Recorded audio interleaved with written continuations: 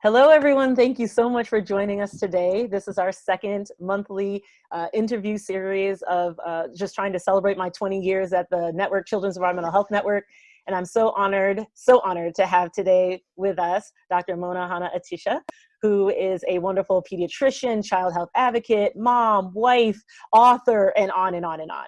And we are so grateful for you, your leadership, what you've done and what you continue to do and what we know you will do moving forward. You've been out there encouraging, our youth and our rising leaders to do all they can, to be champions, to be heard, to have a voice, to find your voice. And we're so grateful for yours. So thank you. welcome. Thank you. Yeah. I was wondering if you could first just share with us, what is your story? How did you really realize that becoming a pediatrician was the journey for you? Oh, that's a great question. And first of all, I'm so excited to be here with you. Congratulations on your 20-year anniversary, which is amazing. I think you started when you were 5. Like, I cannot believe you've been doing this for 20 years. So kudos to you and kudos to the incredible work that you have done during your time and the work that I know will happen ongoing. So being a pediatrician, so like my path to where I am right now was not a straight line. So I think a lot of us, maybe when we're younger, we're like, oh, I'm going to be this when I grow up. I'm going to be that when I grow up. And I think it's, there's many ways to get to that point. And there's ups and there's downs, and sometimes we take left turns and sometimes we take right turns. And we can't always kind of anticipate what our next step will be. And that was very much kind of my case. I started out kind of my career or my kind of interests in environmentalism. That started in high school.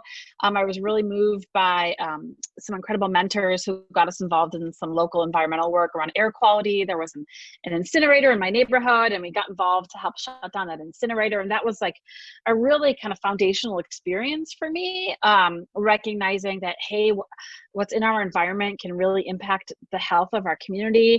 The kids who lived in that neighborhood where there was an incinerator had higher rates of asthma, and the older people had higher rates of COPD, like a respiratory disease. People would wake up every morning with like a layer of like black soot on their cars and their grass, and it was like a poor neighborhood, and like it didn't seem right to me. And so my brave high school environmental club leader got us involved with like door knocking and organizing and protesting. And I was like a kid, like I literally was like 13, 14 years old when I started doing this, but it really shaped kind of my kind of future trajectory and my interest in environmentalism and in advocacy and fundamentally in environmental health. We then helped elect somebody from our group to be a state representative for our area. And the very first thing that he did when he was in our state legislature was pass a law that said that you couldn't operate an incinerator within a certain distance of an elementary school. And this incinerator was literally in the backyard of an elementary school.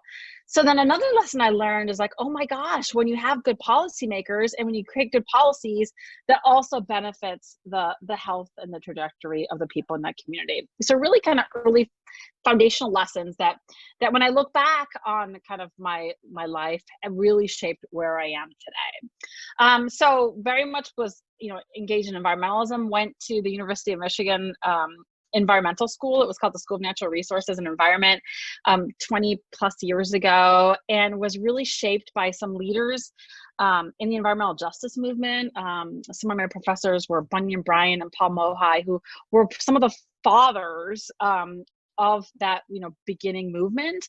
So at a young age, beginning in college, I learned that lead was a form of environmental racism, and that some of these, who gets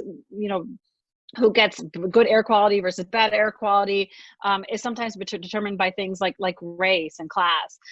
So that kind of stuck with me as well. And then as I progressed through my training, I got more and more kind of connected to environmental health, created my own kind of major in environmental health and public health, and decided that for me, the most kind of intimate way to translate this was to be a physician, was to be able to kind of directly serve impacted communities.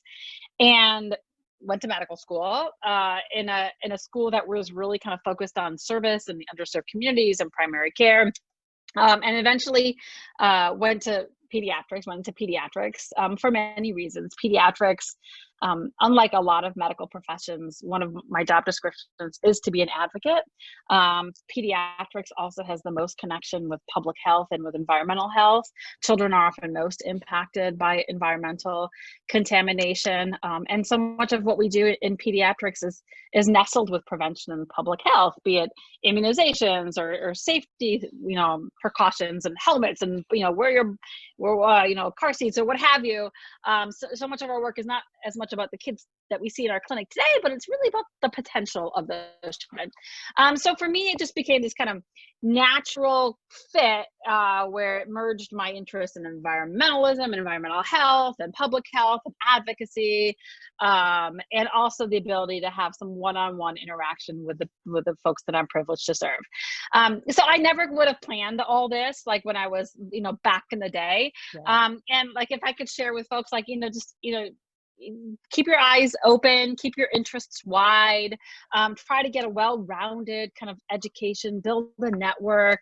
I think it was Steve Jobs who had a quote, when somebody asked him about his life and career trajectory, he's like, not until you have a chance to kind of reflect back, do you realize how your experiences and your past is like different dots. And when you start connecting those dots, it all like makes sense. And, I've had this privilege of kind of looking back and kind of writing a book and a memoir, like, what were my dots? Like, how did I get to be where I was? And things that were seemingly like random and unrelated have made me who I am, like, helping shut down an incinerator and doing drama club, which helped me be a better speaker, and taking English classes so I could learn to write, and meeting, different people at different events who helped me with what I need. So, we can't predict these things, but I think as much as we can increase the opportunities to connect our dots, it will help us in the long run. That is an absolutely beautiful trajectory. Many people know, but a lot of people don't. I was actually on course to being a pediatrician for the longest time. And it's one of those type A things, like I've picked it, that's it. And it was pretty much middle school, high school, summer med programs, research programs, you name it, junior year in college. After I'm on this rigorous pre-med program track, I'm like, I probably still could go and be a fine pediatrician, but I just had this yearning as well. And I literally stumbled in public health. So I'm always so fascinating to hear everyone's journey to completion of, any medical or health professional calling. It's an absolute, it's such an important service, so that's an awesome story. Thank you for sharing. But I think a lot of folks to go into the medicine really wanted to go into public health, but they didn't know what public health was. Yes. And I think that's changing now. Public health is actually one of the largest growing undergraduate majors. So now you can have an undergraduate major in public health, and obviously the world's circumstances are exposing more people to what public health is. So I think a lot of people are in medicine by accident. Like, I want to help people. I want to improve health outcomes. And then like, oh my gosh, you go into medicine. And it's something that I tell my trainees when they start, my new doctors. I'm like, hey, congratulations, you're a doctor. And they're all confident. And they're like, yes, I'm a doctor. I'm going to save the world. And I'm like, hey, guess what? Medicine only contributes 10 to 20% of health outcomes. And they're like, what? I can't prescribe a drug that's going to fix everything? I'm like, no, you need to know about history and geography and all these other things if you really want to make the lives of your patients better. So awesome. I think there's silos that are merging, but I think a lot of folks in medicine are there by accident. It's so true. And I mean, sadly, moving into my second question too, around COVID, there are so many unfortunate silver linings, I mean, we're in this and we have to get past this, no doubt, but this huge public health crisis of our time, and that certainly of generations behind us, there are those people that gravitate right towards this. I mean, where else have we heard about epidemiology on every news, Awesome. Channel 5 So awesome. for months, sadly, again, for this reason, but public health every day. I mean, it's out there. People are realizing it's not just the water that comes out of my tap. It's not just ensuring that the food that I take out from my favorite restaurant is not going to make me sick the next day. There's so many parts of that bike wheel. So please, we welcome all of you. We need as many as we can. Yes. And it's true, definitely seeing that trajectory of those with their MD, RNs, all kinds of health professional certifications and degrees, also going and getting their MPH or their Doctor of Public Health degree and doing research on top of the great community advocacy work. So it's just awesome. And vice versa, MPH and folks going the other way and also getting their clinical practice degrees. So fantastic. So we all know we're living among some very unique, challenging times for sure. Equitable achievement of community health and outcomes, and just quite frankly, a balanced, fair way of all of us moving through our lives has just been a challenge in this country from almost day one. And now you layer on this administration, now you layer on COVID, climate change, crisis, and all of this. There's a lot, right? That all of us, that, and I think you and I agree, we're relatively okay right now, right? It's a challenge on many levels, but we have food, we have shelter, we have our jobs, we're able to do what we can from home and be flexible and have this love and support from a wide array of family and support network of friends. And then there are others who are struggling well before this, missing one, if not many of those. Where's food coming tonight? You know, that kind of thing. It's a lot, but what might be one example or one recommendation that you may have as we think about the children's environmental health advocates out there? Children's environmental health covers everything, right? I can't think of one thing where it doesn't integrate and isn't a part of it. If it's not primary, it's secondary, it's there.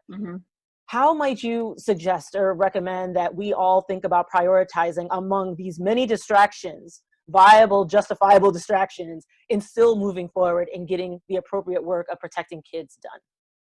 Yeah, that is an awesome question. And it's something that you and I and so many of us, you know, this is what keeps us up at night. You know, all of these injustices towards our children, towards our most vulnerable children, that this pandemic has really exposed. We've known about these injustices for a long time. We've known about, you know, educational inequities and environmental inequities and opportunity inequities and the role of kind of your environment and your history and your zip code and your life trajectory. It's like, you know, this is something that those of us in the world of public health have been aware of, and now, you know, it's even worse. And on the bright side, you know, people are opening their eyes to it, because for so long, our nation has really kind of looked away at these injustices, have minimized them, you know, have minimized certain kind of populations and places and their problems, which is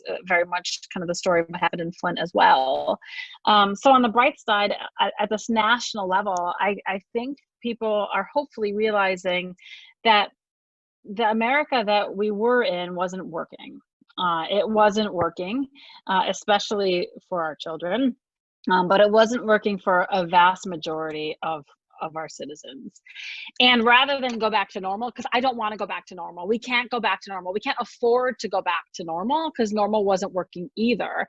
How can we use this crisis as an opportunity to build better, to rebuild better? And I think of it, I'm a fan of history. I just finished Frederick Douglass's book and learned written by Flint kid David Blight, which was amazing.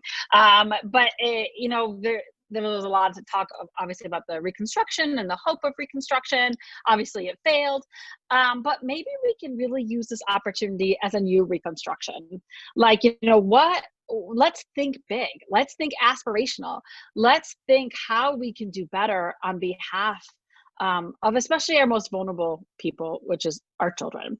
And you know, I'm an optimist. I'm an innate optimist. I try to, you know, I try to look at things with a glass half full. And I really think that we are in a moment right now, be it with the pandemic and be it with the Black Lives Matter movement, that we haven't been in before. As a nation, we've also been really ahistoric. That's one of my new favorite words. We don't respect history. We don't know history. We don't understand how we came to be at a certain place. And I feel like a lot of folks are finally like having an awakening, like, oh my God, this is how our country was born. This is what we've been doing. Oh, you know, we thought everything was fixed when slavery ended. Oh, there was this thing called Jim Crow. Oh, you know, we have, you know, these real estate practices and blockbusting and redlining, and there's all these other issues. So like, I'm really excited that so many folks who weren't engaged in these conversations, or, you know, are now engaged in this and are understanding what the true American history has been, that has been, you know, hidden for so long and shielded by people in power. So that makes me hopeful that with this increased knowledge will come more action. So you know, I see people's like being woke now, like, which is awesome. Like people's eyes are opening, but it's absolutely not enough just to be aware of what's going on. We have to translate that to action. We can't just say, oh, like now we know that all this bad stuff is happening and there's all these inequities, and look at the wealth gaps, and look at, you know, who gets clean air and who doesn't, and look who, you know, has the privilege of this and who doesn't, who can still go to a school right now in private schools, and what's happening to public kids, and who doesn't have food, and there's, you know, lines to get, you know, food at the food bank, and who still has the privilege of working at home and getting grocery deliveries. So, you know, I'm hopeful that we can once again use this opportunity to right some of these historic wrongs and to do better on behalf of our children. And I know it's a lot to ask, but like we're in this really historic moment, be it with the presidential election, and be it with kind of the unrest that is rightly there to move forward. But we can't tackle everything. We would go mad and we would burn ourselves out. So kind of my recommendation to folks who are, you know, really impacted by all of these injustices is try to find your passion. Like pick your thing. Like what literally keeps you up at night? Is it the climate crisis? Is it, you know, is it the rollback of environmental regulations?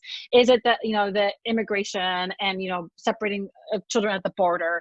Is it gun violence? Like, what is it that riles you? And then find your village, find your team. So, you know, Nisa, you're part of my team. So you know, there's people out there all over who care about the same things that you care about. So often I feel like we carry the weight of the world on our shoulders, especially when we care about something so deeply. But something that I learned through this whole process is that there's so many people out there who also care about some of the same things that you do. And they may not look like you, and they might not be of the same professions of you, and they might not even live in the same city or state as you, but they're there and they have your side. So find your village, find your peeps. So find your passion, find your peeps, and then change is absolutely possible. Yes. So true. And I mean, there's a huge weight, right? Like we all do not take this responsibility lightly. And again, before COVID, before major things, even like 9/11, I mean, there's so many environmental components and public health components to every single thing we go through, positive and negative, together, individually, in our communities, in our families. It all connects, right? So thank you for that. I was in a meeting in DC about 1.5 years ago, and the intent was to bring together big greens with some public health, with some environmental justice, with faith leaders, community leaders, that kind of thing, parent advocate groups. We sat around in a table, in a circle, and we kind of it was a 2-day meeting. We were supposed to be thinking about kind of that reconstruction, if you will, of the climate movement, right? So that it wasn't just as important as polar bears are, our biodiversity, but actually that link to health, right?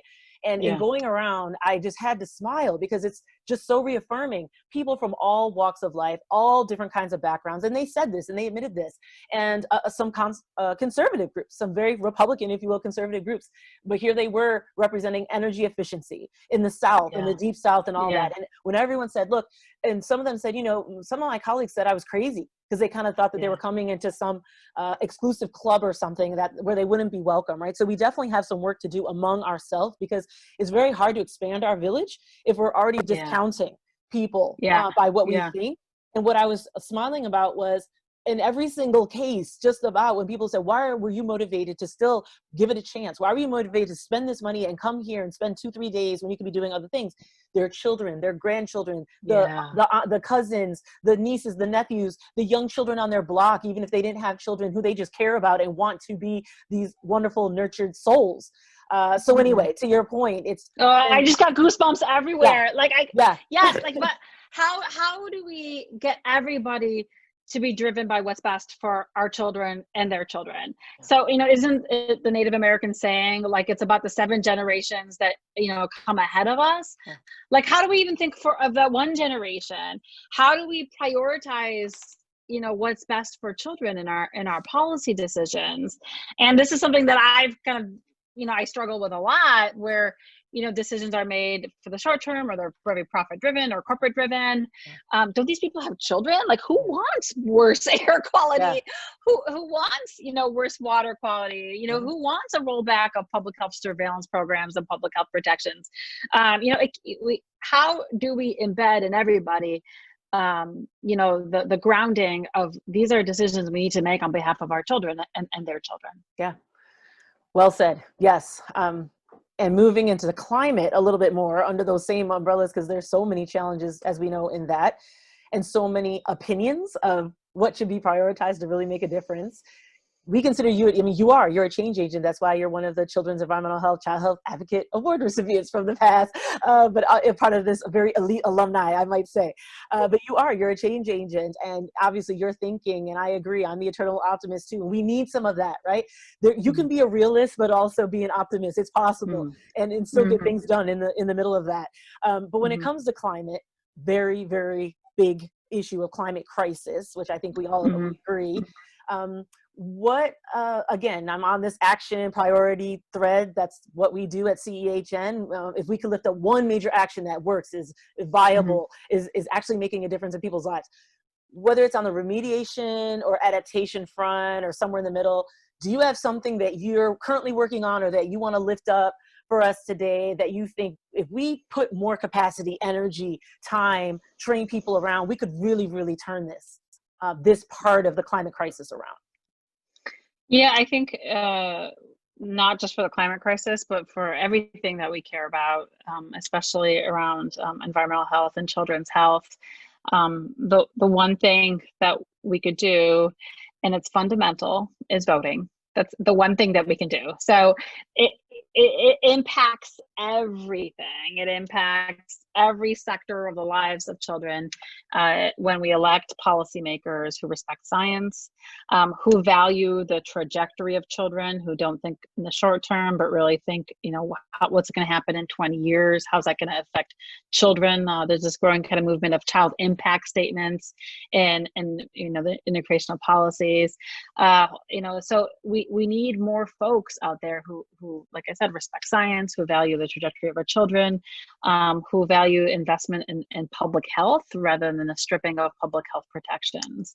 And when we elect those kind of people, just like I learned when I was a kid, and we elected the state representative who shut down an incinerator, what they will help create the policies to protect not only the environment, but the health of our children. So it's just really, really fundamental. So how do we engage folks to come out and vote? And not just about what's at the top of the ticket. Obviously, that's very important. But a lot of these decisions that really drive our inequities are really fundamentally made at the local level, be it like zoning commissions who determine what kind of housing is allowed in communities, and the local prosecutor who determines what kind of criminal justice is going to happen, especially for children. So the drain commissioner, the water resources, all these local folks that actually play a bigger role in our everyday lives, and especially on how we can kind of build equity in our communities. So fundamental, very basic. One thing that people can do is vote. And when you vote, make sure you either bring your children with you to vote or take pictures of children with you, but vote, because children unfortunately cannot vote. And I really strongly feel we should lower the voting age, because my 11-year-old, I think, should vote. And so should my 14-year-old. But try to vote with children kind of driving that decision. Yes. As a mom of a 14-year-old, 17-year-old, 10-year-old, and 4-year-old, they all know what to do. They just need the time and ability to do it, right? Yeah. Isn't it in your neighborhood, Tacoma Park, Maryland? Didn't they lower the voting age to 16, I think, for local elections? Oh, that yes. Some of our colleagues, I'm in a little south of that, but yeah, Tacoma Park is kind of its own little animal. It's awesome. It's like a whole experiment going on so many societal levels, for sure. They get it. They get it. They get it. Yeah. Oh man. Well, as a pediatrician, the pediatrician who helped us really sound the alarm again on this Flint water crisis that you've been in the midst of ever since, and I know it will continue to be for, sadly, probably decades to come, the implications of that.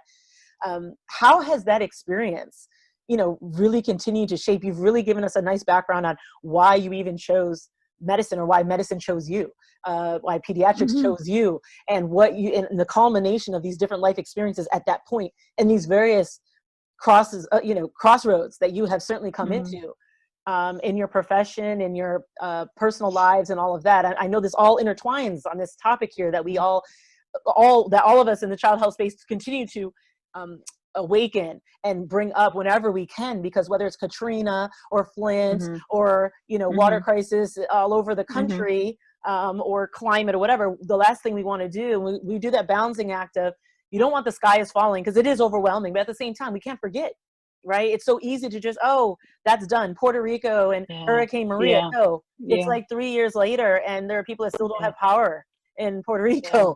Not to mention 300 plus schools that had to close and never, some of them never reopen again. And what that means for a community and a family, so the ripple effects of these are generational at best. The trauma in some cases, as well as the health implications. But that's all these are heavy questions, I know, but what might be an aspect of this journey and this experience that you have been a part of? I know, you work with folks like Little Miss Flint, who also received an award from us. And, you work with some amazing folks in your region, for sure. And it's a community partnership. But how has this experience continued to impact your life? Oh, that's a great question. And for me, it is an every grounding and why. No matter what I'm doing, having a conversation with you, seeing patients in clinic, writing a grant, whatever I'm doing, I try to wake up every morning and ask myself why. Why am I doing this? Why did I go to school forever? Why do I work the late hours? Why did I write a book? Why? And the answer that is always there is the kids. It is the kids, it's the kids, it's the kids. And not only is it kind of this professional obligation as a pediatrician, like I literally took an oath to protect children, but it's also this very kind of moral and ethical and civic obligation to do better on behalf of our kids. Because if you reflect on our history, if you reflect on where we are as a nation, we've failed our children. We have never lived up to the ideals of what this country can be for all people. I was, as an immigrant, I was very much kind of a recipient of the American dream. But my kids in Flint and kids all over this country, so often they wake up to nightmares. They wake up to circumstances beyond their control where they don't have that opportunity to achieve that dream. So that's what drives me and grounds me every day to continue this work. That is why I feel privileged, absolutely privileged. I pinch myself that I get to continue doing this work. I love it. I am glad that I do this work on behalf of our children. And what I've also learned is not only do they ground me, they also, they inspire me. They are the ones that give me that recharge to keep going. You mentioned Little Miss Flint. Our kids in Flint are amazing. They are incredible. They are changing the world. And their voices are strong, and they are loud, and they are brave, and they are resilient. So I have also learned how important it is to tell and to let them share their stories, which are incredible stories. So that's what also keeps me going, is this opportunity now to kind of take a step back and as many young people as possible. It's not my job to speak for kids. It's my job to elevate kids. And I'm trying to kind of shift in that direction as much as possible, and that's what keeps me going. And just like a parent, when it is so rewarding to see my Flint kids like doing these amazing things, when my biological children get an award or whatever, get a good grade, I'm like, oh, I'm so happy, feel proud of you. And it is the same for my Flint kids. And that's absolutely what continues to inspire me and keep me going. And I hope from this, folks can just continue to ask themselves the why of what they do. You need to be grounded. The work that you do, hopefully the work that you do is in service to others.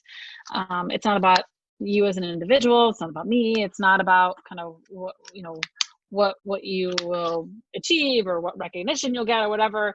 It fundamentally has to be about others. And when we take that time to kind of personally ground ourselves in that why, I think it helps us move forward, and it helps kind of reinvigorate us. For sure. It's the only way. Otherwise, we would all be burned out after the first year, right? Because it's Absolutely. such heavy work. But you're right. Every single person we come in contact with helps to continue to fuel our soul. Yeah. I would say It's like a recharge. yes. Absolutely. It's like it's set up that way. It almost has to be, right? Kind of like childbirth. It's awesome. Yeah. I'm never doing this again. Oh, maybe I'll consider it. No, I'm just kidding. Sorry for the guys out there. Okay. Yes. So I want to switch to your wonderful book. I read it. It's wonderful. You recently wrote this. I said this to you. I don't know how, with all the balls you have in the air, you had time to write this fantastic memoir, but you did. And it's quite a journey, right? And even the experience, it just seems overwhelming to me, but even the experience of the writing of it, the launching of it, the continued marketing, and the leaning on it, I guess, as you're talking to folks and hopefully seeing how it's used and how the lessons maybe are really being reflected and absorbed by your readers. How has this experience been for you and your family? That's a great question. So once again, like when I set to decide to be a doctor, I never thought I would write a book. That was not on my list of like, this is what I'm going to be when I grow up. But once again, like life happens, and I didn't expect that I'd also be at the center of a public health crisis. And for quite some time, I denied the possibility of writing a book. Like people would come to me like, oh, you need to write a book. You need to share your story. Like I'll be your agent. I'll be your publisher. I'm like, go away. Like go away. I'm so busy. I am not interested. I'm like the same like speed and urgency, like in, the working 24 hours to uncover the crisis hasn't stopped in terms of our recovery. Like I just do not have time to write a book. But then there was like this voice on my shoulder that's like, oh, Mona, like you love writing. Like when you were a kid, you also said you wanted to be a journalist. Like you stayed another year at college to take creative writing classes. You love reading. Like you should write a book. I'm like, no, voice, go away. I'm not doing this.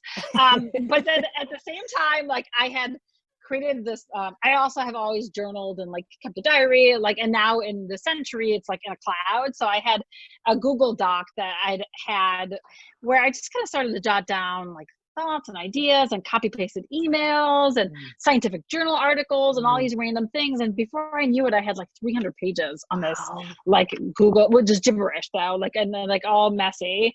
And then that all changed for me when I met my editor.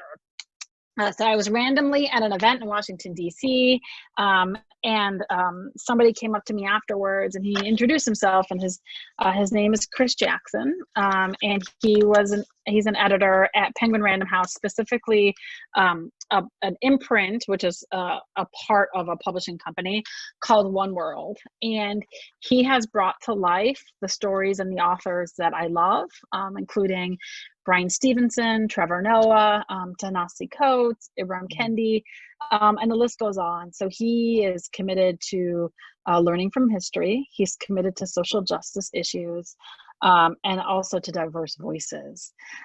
So when he said you should write a book, that little voice is like, yes. And I said, yes. So I was really blessed to work with folks who kind of really valued the story and valued kind of literary output, valued kind of the social justice premise of what I was trying to share. So it took over 2 years to write a book. It was worse than childbirth. Like it was a really long gestation. I'm like, when's this baby gonna come out? The book. And I'm type A OCD. Like I could have gone on editing and forever and researching. The book has lots of digressions into all kinds of history. There's a section in there about Alice Hamilton, who's one of my heroes. Kind of a lead expert a century ago. I read 3 books about her. She's in my book for about a paragraph. So there was like, it went in lots of different places, and finally my editor's like, just you need to just turn it in. And I turned it in, and I exceeded my word limit. I wasn't supposed to go over 75,000 words. It was like over 90,000 words, and he was okay with it, thank God. So it was a crazy process. Nothing I would have expected or anticipated when I was planning out my life. Something that, like I said, I denied, but I am every day grateful that I did write this book. The audience in my head when I was writing this book was young people. It was students.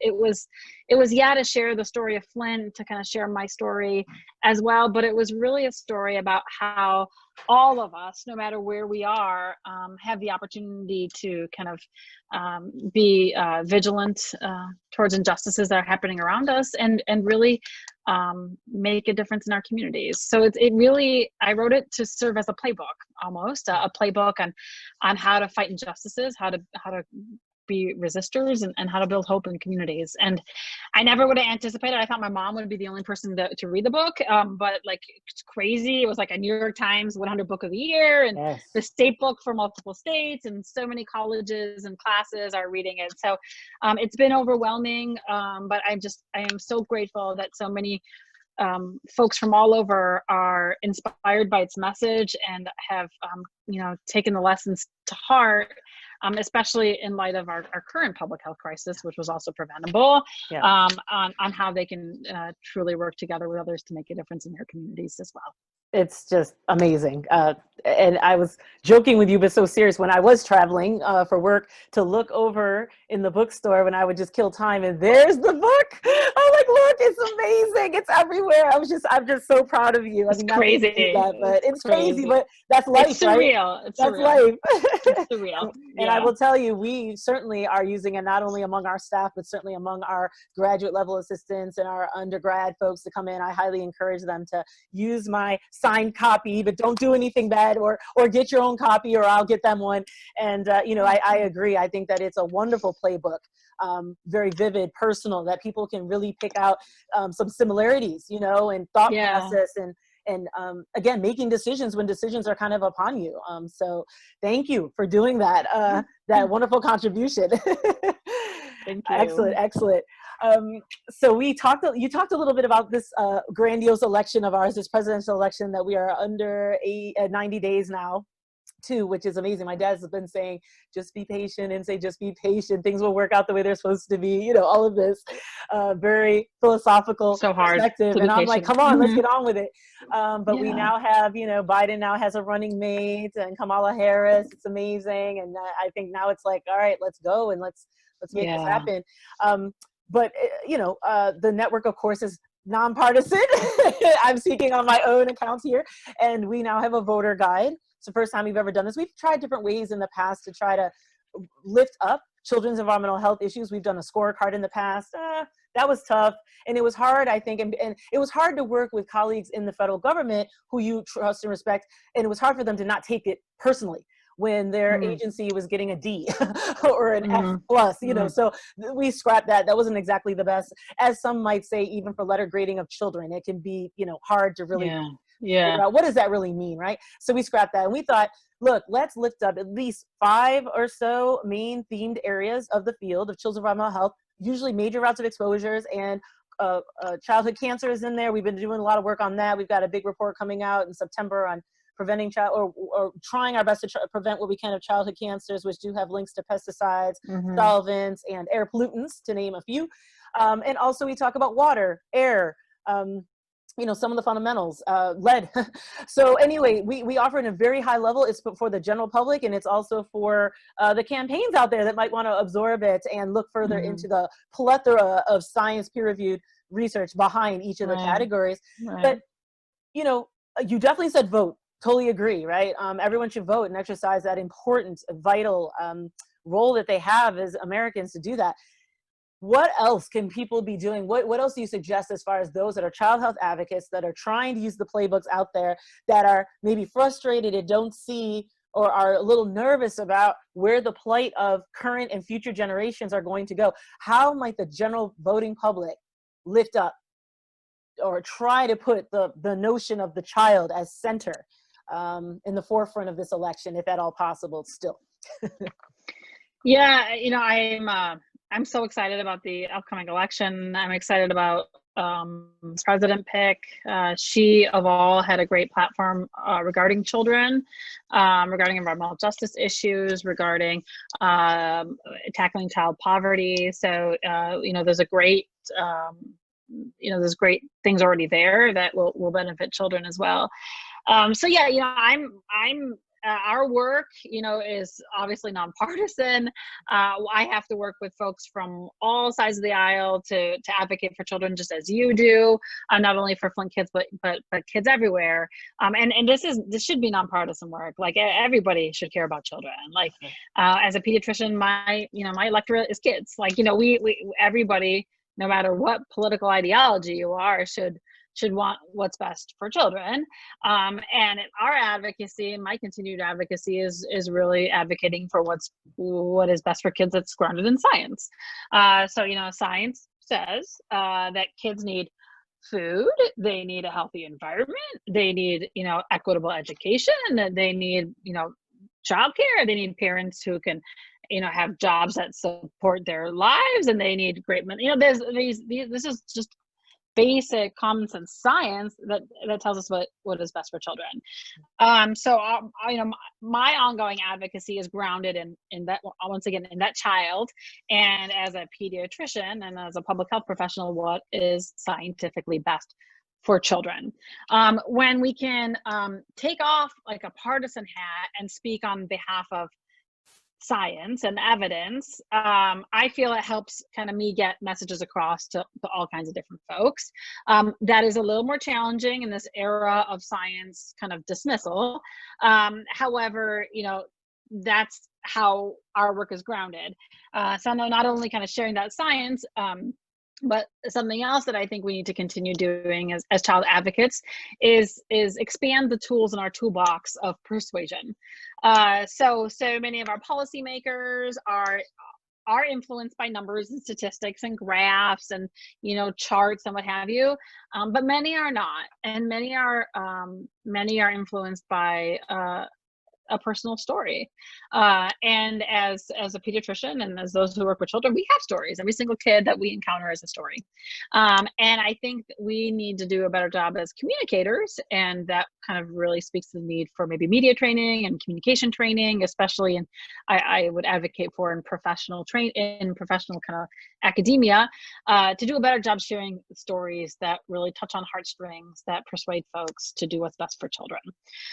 So as advocates, I think we need to build capacity in that respect.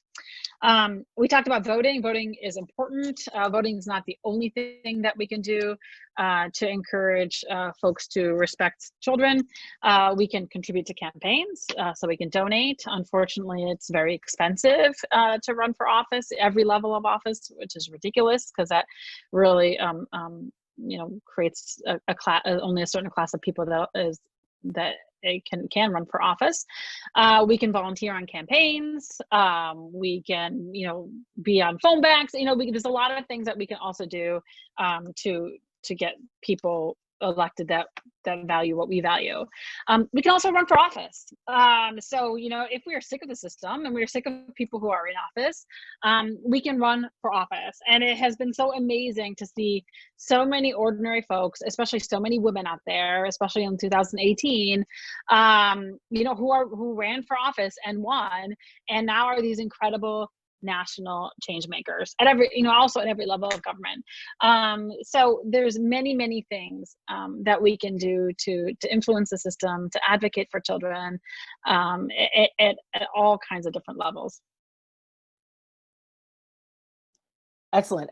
So agree with that. I hope everyone heard all of that loud and clear. There's always something that we could be doing to move this ball forward, for sure, because it's so vital. And I think we all understand it's totally up to our public's health. It's that critical and urgent right now. Yeah. And we don't just have to donate to somebody running for office. We can donate to organizations who are doing awesome work, like your organization, or or the NRDC or Planned Parenthood, or the list goes on and on of amazing organizations out there that are nonpartisan. Some are and some aren't, that also are elevating issues that we care about. Thank you, Mona. And I didn't even ask her to say that. Thank you so much. I appreciate that. Always appreciate that. It does take a village. Yeah. So who's someone you admire and why? Oh, that is a great question. So I quickly mentioned somebody I admire earlier, and that was Alice Hamilton. Yeah. So Alice is a total badass. She needs to be in every textbook. So she graduated from medical school from Michigan in 1893.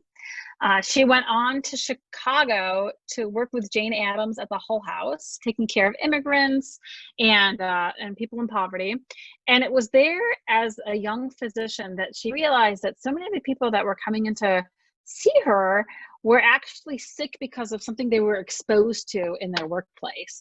For example, hatters were coming in mad because of mercury exposure, and folks are coming in with seizures and tremors from lead exposure. So she quickly became like our nation's expert in occupational medicine, occupational health. She is actually known as the mother of the field of occupational health. And a century ago, she was our nation's expert on lead poisoning in the 1920s. She became the first woman professor at Harvard in 1919, where they had a lot of sexist stipulations, like she couldn't go to football games. Well, who cares about that? She couldn't go to the faculty club. She couldn't march in commencement. Barraged often by sexist rants. I think there was a quote once that said, somebody told her, like, why aren't you should be home knitting socks rather than here in the lab or something like that. Nevertheless, she persisted. And what I admire the most about her is that she went after really powerful interests on behalf of our most vulnerable, especially our most vulnerable children. In the 1920s, General Motors and Standard Oil were trying to put lead in gasoline. And she went after them with all her might. They were saying that it was a gift from God, and she knew otherwise. And she said that it was going to be a global public health disaster. And she fought them, and she used science, and she used media, and all these creative strategies to shed light on this issue. So I absolutely admire her. And she spent her whole life and her whole career making the environments of our children and workers a better place. That's fantastic. Now you have me going to go look her up a little further. That's phenomenal. That's the mother of occupational health, as well as one amazing. of the trailblazers on lead prevention. I mean, it's remarkable. And at the same time, centuries later, and we're still dealing with this, right? It's all right. And we still have people. Just yesterday, somebody's like, oh, the science on there's no safe level is wrong. Lead is actually okay. Like, this is happening today. Like, yeah, it is happening. It's unbelievable the level of how much we've regressed in terms of the disrespect for science and disrespect for our children. That's right. I mean, we didn't get into this too much yet on this interview, but the reality of the rollbacks of this administration are what they are. They are facts. We at the Children's Environmental Health Network, and many of us have gone on the record over the years of this administration, simple water protections, food protection, basic common sense, air. It's my understanding Wheeler was just testifying about drinking water standards, and if they have it their way in another 4 years, they're already getting ready to also dismantle and reduce some of the basic public health provisions in our Drinking Water Act. I mean, it's really, really something. Yet at the same time, as we have been saying, the power of the numbers, the power of our general public, the power of right from wrong, the power of the ethics and morals, and at the end of the day, even unborn children having to bear the responsibility. As it is, climate is already this overwhelming responsibility that Gen X and Z and others are going to have to carry with them. And what I'm learning is that there's a huge amount of depression among a lot of those generations, not that there aren't among us, that is extremely scary, right? We don't want that happening because some of them are not thinking beyond their 20s and 30s.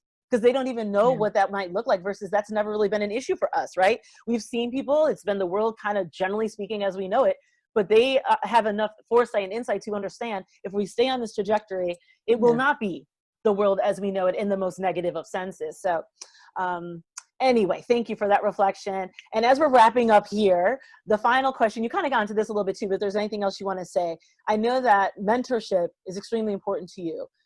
You've benefited from mentorship. You serve as a mentor to so many. We will all continue. Like, we're all learning each and every day, right? And that's the beauty of this.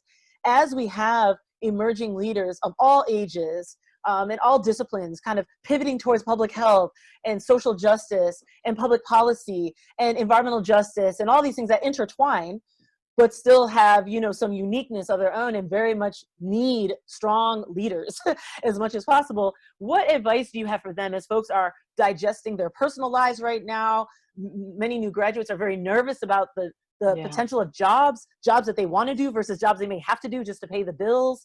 Any advice in addition to the wonderful advice you've given as far as follow your passions, identify that, you know, find some mentors. If there's anything else you want to impart as we wrap up here, the floor is yours.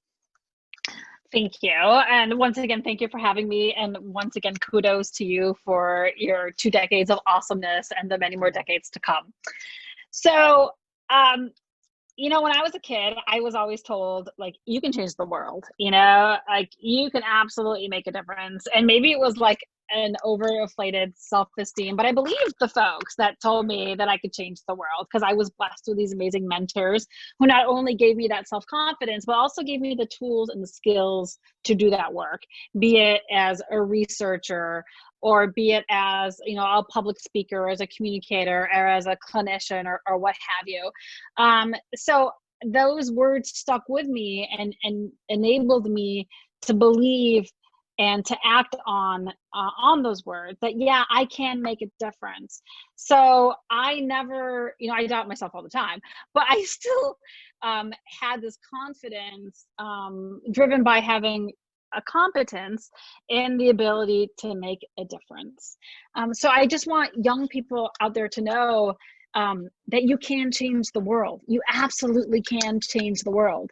You know, let my story, the Flint story, serve as, you know, this story of this amazing crime that was committed, like with absolute indifference against some of the most vulnerable people out there.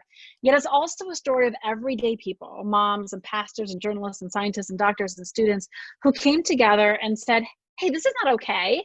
And this is not okay on behalf of our children. And they stood up to the status quo, and we fundamentally together as a team created change. And no, it was nobody thought we could do it. It was impossible. Like, oh, you can't do this. Or, you know, it's impossible for you to get anything to happen. So we were able to change the world. And now we have really sent ripple effects across the country and across the globe. So don't underestimate yourself. Recognize that you have amazing, amazing power, and that you can make a difference, especially when you work with others. Well said. I could not say it any better. Thank you, Mona, your time, your energy. I'm so impressed that our children let us conduct this whole interview. One is banging on the door right now. You see him? I love it. Well, what you didn't know is my 10-year-old was like, Mom, can I go outside? And I'm like, go, do what you want. I was doing the same thing. Look at us. It is all good. Another skill. You need to be a good multitasker. It is all good. This is what we're about. You know, we're not going to shun the kids out. They need to hear some of this great knowledge. So thank you so much. So appreciate you. And value you and admire you and look forward to, you know, really making change and setting some fires in our paths along the way together. We got it. Thank you, awesome. Mona. Congrats again. Take care. Thank Bye-bye. you.